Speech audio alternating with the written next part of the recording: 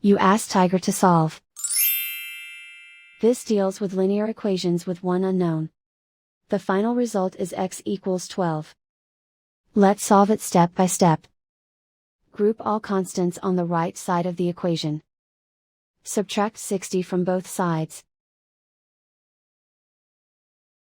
Group like terms. Simplify the arithmetic.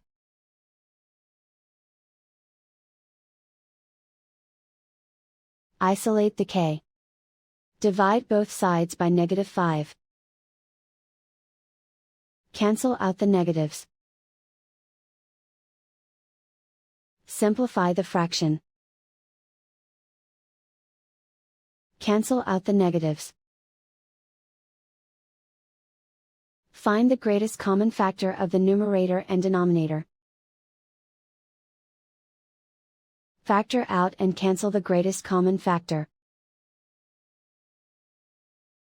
And so the final result is x equals 12.